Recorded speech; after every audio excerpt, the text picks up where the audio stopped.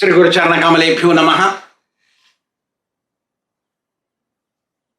सुखदेव गोस्वामी जी कहते हैं, अरे परीक्षित, ब्रह्मा जी ने जब प्रियव्रत को कह दिया कि गृहस्थ आश्रम स्वीकार कर लो, तो वहां पर नारद मुनि और उनके पिता प्रियव्रत के पिता स्वयंभू मनु भी वहीं थे। तीन आदमियों ने ब्रह्मा जी की बात सुनी और ब्रह्मा जी कह रहे थे प्रियव्रत को, तो सुनी तीन लोगों ने, वहां नारद मुनि ने और प्रियव्रत के पिता ने, प्रियव्रत ने। इतना कह करके ब्रह्मा जी चले गए। ब्रह्मा जी चले गए, अंदर से पिताजी बड़े खुश हुए। आजकल के पिता तो रोते हैं यदि भगवान की भक्ति में कोई लड़का आ जाए तो रोते हैं, इनका माता पिता रोते हैं।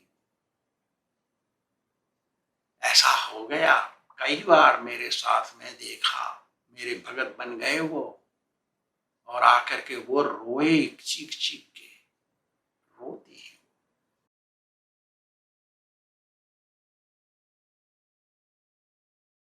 मनु महाराज ने ब्रह्मा जी की सहायता से अपना राज्य पुत्र प्रियव्रत को सौंप दिया, और यही उनकी इच्छा थी, क्योंकि वो भजन करना चाहते थे जैसे सब करना चाहिए सबको। तो उन्होंने सौंप दिया और चले गए जंगल में, और भगवान का भजन करके अंत में मोक्ष प्राप्त कर लिया। नारद मुनि की सलाह से ये सब किया, क्योंकि नारद मुनि जब तक नहीं कहते प्रियव्रत को अपने पिताजी की बात वो नहीं मानते, तो नारद जी की सलाह से किया ये सब काम।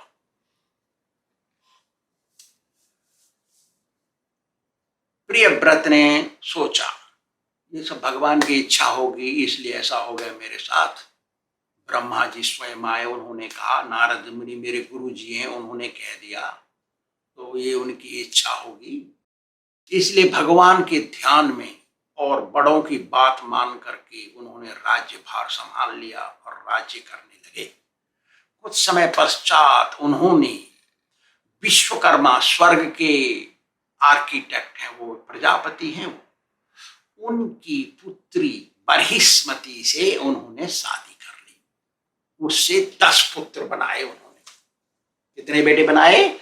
10 बेटे बनाए, और सबसे बड़े का नाम रखा उन्होंने अग्निध्र, और उनसे एक बच्ची पैदा हुई जिसका नाम रखा उन्होंने ऊर्जस्वती।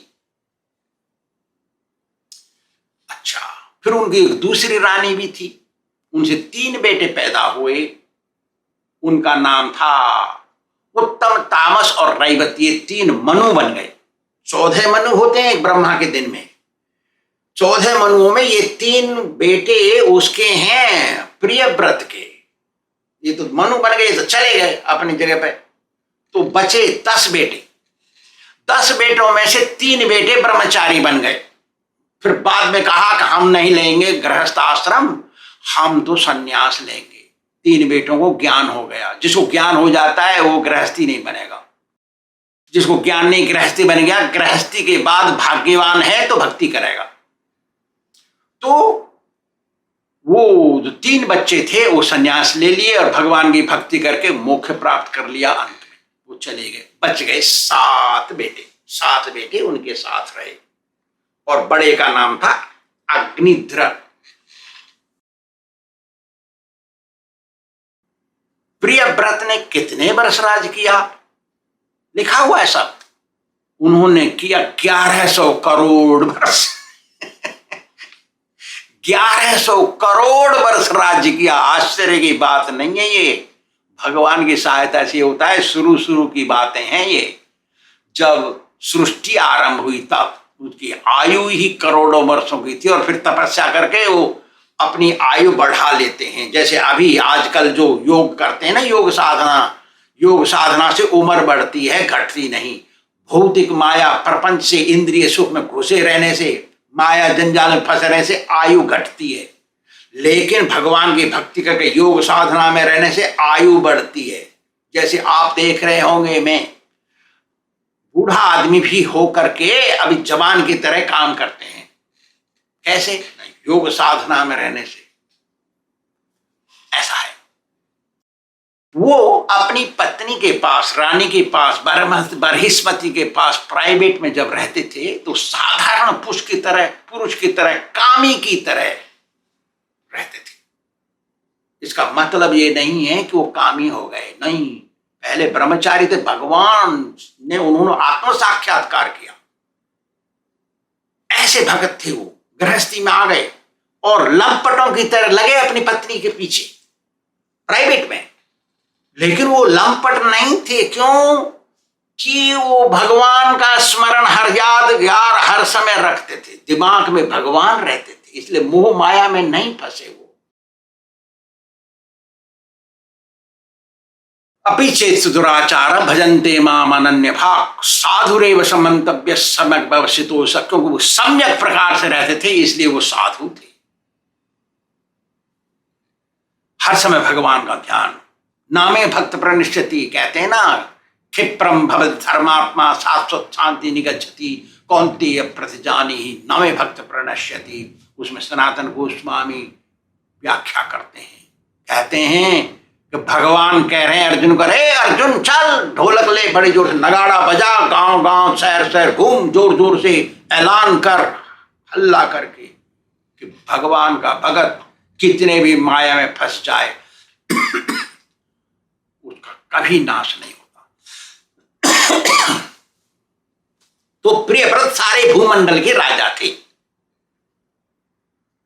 एक दिन उनको ध्यान आया, अरे तेरी के सूर्य ना चल रहा है आकाश में, तो दिन है तो रात क्यों आ जाती है? तो उन्होंने खोजबीन किया, दे सूर्य तो मेरु पर्वत की प्रदक्षिणा करता है। मेरु पर्वत कितना बड़ा, बहुत बड़ा विशाल है और भूमंडल के मध्य में है। और कितना ऊंचा है? स्वर्ग तक, इतना ऊंचा है वो। और वो कैसा है? वो जैसे छत्ता लेते ना, छाता बरसात में, ऐसा है वो, ऐसा मूसल जैसा। मैं बता रहा हूं आपको, नीचे तो छोटा पतला है इसलिए हमको पता नहीं पड़ रहा है, यहां तो यहां से ऐसे है, बढ़ता जाता ऐसा है वो। स्वर्ग तक इतना ऊंचा है वो। और सूर्य देवता परिक्रमा करता है, जब इधर रहता है तो मां सुमेरु के उधर अंधकार होता है। पता लगा लिया, अरे तेरी के तो गड़बड़ है, क्योंकि दिन में सब प्राणी सुखी रहते हैं, रात में तो उनको सोना पड़ता है, तो बेचारे सुखी नहीं रहते हैं, सपना देखते हैं वो। अरे दिन भर दिन रहे रात नहीं होए तो सारे प्राणी सुखी रहेंगे, तो उनका इच्छा प्राणियों को सुख देने का था। तो उन्होंने, भगवान का तो उनके ऊपर वरदान था, आशीर्वाद, उन्होंने आत्म साक्षात्कार किया हुआ था, भगवान से उनका पावर था, उनके पास वो आध्यात्मिक शक्ति थी उनकी। ऐसा एक रथ लिया जो ज्योतिर्मय था, और कितना बड़ा रथ था वो, जितनी बड़ी पृथ्वी है उतना बड़ा भूमि, वो रथ था उनका। कितना बड़ा? जितना बड़ा भारतवर्ष है ना, भारतवर्ष जितना बड़ा है इतने बड़ा और उससे भी बड़ा रथ था उनका। और कितना ऊंचा था वो? स्वर्ग तक ऊंचा लगभग। देखिए कितना बड़ा रथ, और वो कितना ग्लिटरिंग, कितना प्रकाश था उसमें, सूर्य के बराबर उस पर बैठे वो घूमे। कैसे ना, इधर सूर्य होता है सुमेरु पर्वत के, तो इधर था उनका रथ, वो ऐसे घूम रहे हैं, ये ऐसे जा रहे हैं, ऐसे गए वो, ये इधर तो वो उधर, तो रात का दिन हो गया। तो उन्होंने ऐसे करके दिन का रात का दिन बना दिया। सब रात नहीं थी वहां कभी। तो फिर क्या हुआ, 7 परिक्रमाएं कर ली उन्होंने, 7 फेरे लगा दिए। किसके? सुमेरु पर्वत के 7 फेरे हो गए। तो वहां पर 7 समुद्र और 7 द्वीप बन गए। द्वीप कहते हैं आइलैंड को अंग्रेजी में। 7 द्वीप बन गए और 7 समुद्र बन गए। समुद्र कितना देखा ना, समुद्र है ना, नमकीन समुद्र, कितना चौड़ा है बताइए, इतने चौड़े चौड़े उनके पहिए थे। धरती पर तो चलता था रथ, और प्रकाश पहुंचता था आकाश में, क्योंकि सारी पृथ्वी को देना है ना, सबको, सारी सृष्टि को प्रकाश देना है।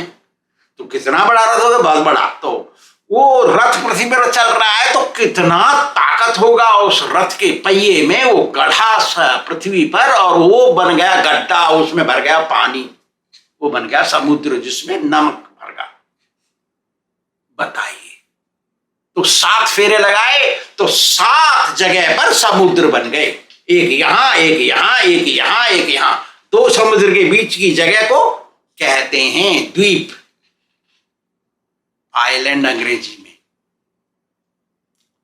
तो 7 फेरे लग गए, तो ब्रह्मा जी ने सोचा, रहे थे तो गड़बड़ कर रहा है, चलते हैं, मेरा ही तो नाती है। ब्रह्मा जी सोचे, भाग के आए वहां पे, अरे तू क्या कर रहा है रे, ये सब बंद कर नाटक अपना। अरे ये नाटक नहीं है, असली चीज हो गई। सुनिए क्या हुआ। अरे तू प्रकृति के विरोध में मत चल रे, प्रकृति का नियम है, दिन का रात, रात का दिन मत बनाओ। तुम अपोजिट चल रहे हो, व्यतिरेक उल्टे चल गए। तुम रात को रात रहने दो, प्राणियों को रेस्ट चाहिए, दिन भर काम करके रात को सोना भी तो है उनको। तुम प्रकृति के नियम को तोड़ दे रहे हो। 7 दिन हो गए तुमको, 7 बार परिक्रमा कर लिया तुमने, ऐसा कहकर उनको बंद कराया। और ब्रह्मा जी ने कहा, इसलिए उन्होंने बंद कर दिया।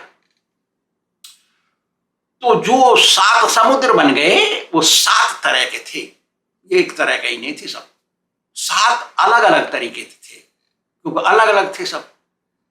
और 7 जो द्वीप थे, उनके नाम उन्होंने रखे। पहले का नाम, हम जिसमें रह रहे हैं उसको नाम है जम्मू द्वीप।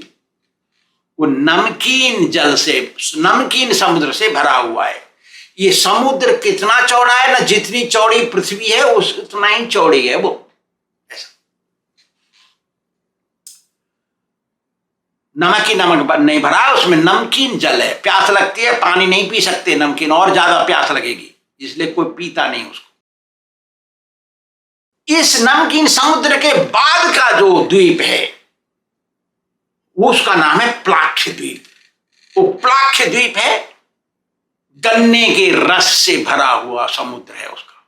प्लाख्य द्वीप का जो बाहर का समुद्र है, प्लाख्य द्वीप यहां है, उसका बाहर का समुद्र है, वो गन्ने के रस से भरा हुआ है। उसमें गन्ने का रस ही रस नहीं है, वो गन्ने के रस का स्वाद है उसमें। जैसे नमकीन, नमक ही नमक नहीं है इसमें, नमकीन जल है, ऐसे ही वो गन्ने के रस का स्वाद है उसमें। जैसे गन्ने के रस को हाथ में ले लो, ऐसा लगा दो तो थोड़ा सा चिकना सा और कुछ हो जाता है ना, ऐसा हो जाता है उस जल से। तीसरा जो द्वीप बनाया उन्होंने, सालमली द्वीप। सालमली द्वीप के बाहर का जो समुद्र है, वो शराब का समुद्र है, शराब से भरा। उसमें शराब नहीं है, शराब की मात्रा है। जैसे इसमें नमक की नहीं है, इसमें नमक की मात्रा ज्यादा है, ऐसा। और फिर चौथा बनाया था कुशद्वीप। कुशद्वीप घी के समुद्र से भरा। कुशद्वीप है ना, जो द्वीप है ना, वो घी के समुद्र, घी नहीं है उसमें, सब चोरी हो जाएगा, फिर देवता लोग उठा के ले जाएंगे। खाली घी की मात्रा ज्यादा है उसमें, तो पकड़ोगे, टेस्ट करोगे तो घी का स्वाद आएगा, सुगंध घी का है उसमें। चिपड़ो तो चिकना हो जाएगा हाथ, लेकिन खा नहीं सकते। 5वां है क्रंच द्वीप। क्रंच द्वीप है दूध के समुद्र से घिरा हुआ, उसमें दूध ही दूध नहीं भरा है, सफेद है दूध की तरह।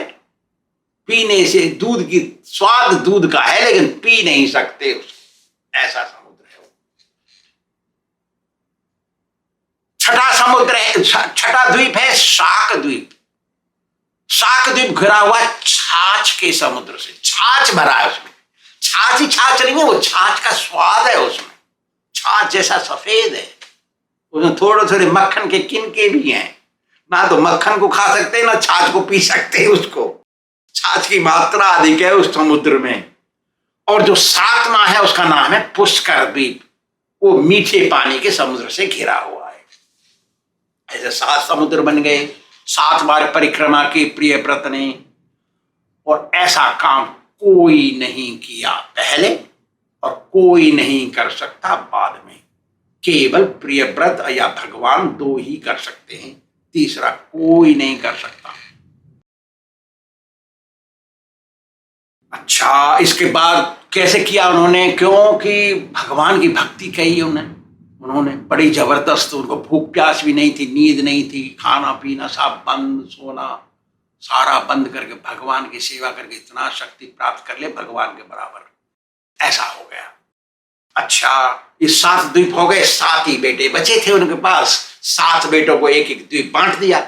एक द्वीप का आदमी दूसरे द्वीप पे नहीं जा सके, ऐसा इंतजाम कर दिया, समुद्र इतने बड़े बड़े कोई नहीं जा सकता आर पार। 7 समुद्र बनाए, 7 बेटों को दे दिया, 7 बेटे राजा बन गए। ये तो उनको अब ज्ञान आया, अरे मेरे गुरु जी ने तो कहा था, नारद मुनि ने उनको समझा दिया था कि मनुष्य शरीर मिला है भगवान के भजन करने के लिए, दुनियादारी में घुसने के लिए नहीं। ये बात बता दी, समझ में आ गई थी उनकी, लेकिन फंस गए कैसे? ब्रह्मा जी की सलाह से, नहीं तो वो नहीं चाहते थे। तो उनको याद आई अपने गुरुजी नारद जी की बात, मनुष्य जीवन में मिला है भगवान की भक्ति, भगवान को प्रसन्न करने के लिए। अरे तेरी के, मैं तो भगवान की भक्ति कर रहा था, ये क्या हो गया मेरे साथ? मैं कैसे चक्कर में फंस गया, मेरी बुद्धि कैसे मारी गई, मैं गृहस्थाश्रम में क्यों घुस गया, मैंने बड़ा अपराध कर दिया। हे भगवान, हे गुरु जी, मैंने आपको अपराध कर दिया, ऐसा कर बहुत पछताए। प्रायश्चित्तानि च पापानि, पछताने से पाप कमजोर पड़ जाता है और फिर भजन करने से वो कमजोर पाप भस्म हो जाता है। पहले तो पछताना चाहिए। अच्छा, 2 तरह की गलतियां होती हैं, एक होता है अपराध और एक होता है पाप। पाप तो भस्म हो जाता है, अपराध नहीं जाता है, इसलिए अपराध से बचना चाहिए। गुरु जी के विरोध में सोचने से भी अपराध लगता है। गुरु जी के विरोध में तुमने कभी भी सोच भी लिया तो अपराधी बन गए और वो अपराध जाता नहीं। कैसे जाता है ना, गुरु जी के चरण पर लेकर उनसे माफी मांगनी पड़ती है कि मैं और अपराध नहीं करूंगा, मेरे से ही फलाना फलाना अपराध हो गया, मैंने आपके चरणों में अपराध कर लिया, ऐसा ऐसा अपराध था वो, अब मैं कभी अपराध नहीं करूंगा। तभी वो अपराध भस्म होते हैं। दूसरा रास्ता नहीं, अपराध को पुण्य करने से नहीं जाते, पाप जाते हैं पुण्य करने से। अच्छा, मनुष्य जीवन मिला है भगवान को खुश करने के लिए, सब याद आ गया उनको, बहुत पछताए वो, बड़ा पछताए वो, लगभग सिर को फोड़ लिए। बताइए, इतना पावरफुल आदमी जिसने 7 समुद्र बनाए, वो आदमी इतना पछता रहा और हम कुछ नहीं कर सकते। अभी मलेरिया होगा, फट मर जाएंगे। हमारी ताकत क्या है? और हमको कितना घमंड है, हम कभी नहीं पछताते, गलती पर गलती करते रहते हैं फिर भी नहीं पछताते। बताइए कलयुग का आदमी कैसा हो गया। अरे तेरी के, मेरी बुद्धि कैसे भ्रष्ट हो गई, मैं स्त्री के हाथ में एक उल्लू बन गया, जैसे स्त्री कहती है वैसे किया मैंने, ऐसा कैसे हो गया मेरे से, मेरी बुद्धि कहां चली गई, ऐसा सोचा उन्होंने। फिर क्या किया? विष भरे तालाब को जैसे छोड़ देते हैं और मुर्दे को जैसे छोड़ देते हैं, अलग हो जाते हैं उनसे, ऐसे ही वो छोड़ छाड़ के चले गए जंगल में, भगवान की भक्ति किए और अंत में भगवत प्राप्ति कर ली। तो सुखदेव गोस्वामी कहते हैं, अरे परीक्षित सुनो, जो कार्य प्रियव्रत ने किया भगवान के सिवाय दूसरा कोई नहीं कर सकता। पहले तो किए थे, कहे थे कोई किया नहीं, कोई करेगा नहीं, अब कह रहे हैं कोई नहीं कर सकता, केवल प्रियव्रत ही कर सकता है या भगवान कर सकते हैं। क्यों? उन्होंने समुद्र बनाया और उसमें इस तरीके की चीजें भर दी, जो खाई बना दी, एक एक खाई एक एक द्वीप के लिए, जिससे एक द्वीप का आदमी दूसरे द्वीप में नहीं जा सके। अरे परीक्षित, जैसे प्रियव्रत ने निर्णय लिया कि मैं भगवान की भक्ति करूंगा, मनुष्य जीवन भगवान की भक्ति करने के लिए, भगवान को खुश करने के लिए मिला है, ऐसा ही निर्णय सभी मनुष्यों को लेना चाहिए और निर्णय लेने के बाद गुरु जी की सहायता से भजन करना चाहिए। यही मनुष्य जीवन का लक्ष्य है। खाना पीना रहना सोना बच्चे बनाना तो पशु भी करता है। मनुष्य जीवन में भी यही किया तो हम पशु ही हैं। पशु नहीं बन जाना चाहिए, भगवान का भगत बनना चाहिए, भगवान को खुश करना चाहिए, भगवान के लोक में जाना चाहिए। यही मनुष्य जीवन का लक्ष्य है। धन्यवाद। श्री राधा गोविंद भगवान की